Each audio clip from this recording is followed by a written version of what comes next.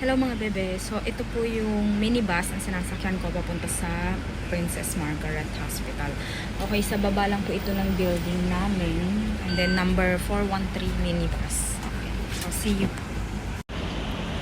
So guys, ito yung Black K dito sa Princess Margaret kung saan dyan po ako pumupunta kapag prenatal check-up ko. Pero today ay ultrasound ko guys, kaya pupunta ako sa kabilang building. Bale sa Black H. Okay, so nandun kasi yung address na kung saan doon gagawin yung ultrasound.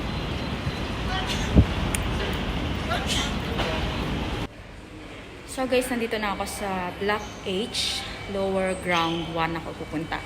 Okay, dito sa harap nito guys, dyan yung A&E kung saan pwedeng magpa-check up. Okay, nandyan yung emergency nila. Okay. So, dun po sa mga kababayan natin na gusto magpa-check up dito sa, sa Princess Margaret. Dito po kayo pumunta sa A&E nila.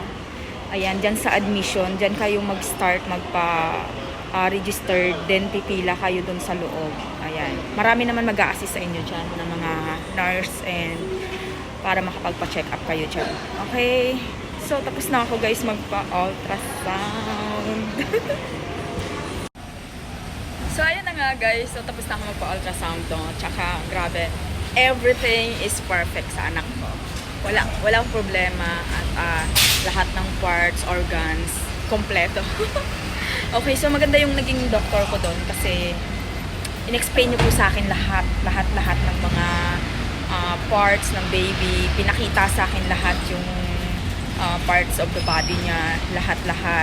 At then yung kung normal ba or may something, pero not 100% na normal siya kasi hindi naman makikita lahat ng maliliit na bagay sa katawan ng baby, no?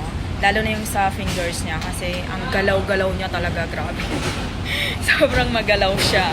And then, actually, tinanong nila ako kung gusto kong malaman yung gender ng baby. So, sabi ko, oo, gusto ko. And, surprise! Grabe, sobrang nakakatuwa lang talaga, guys. And sobrang excited ako. At least, happy ako ngayon dahil normal ang baby ko. Wala siyang major na abnormalities, yung gano'n, yung may kulang or may something, wala. Okay. So, sa mga momshi dito sa Hong Kong guys, kung magpa-check up kayo dito, kayo pumunta sa Princess Margaret. Mas maganda talaga dito. Okay, bye-bye!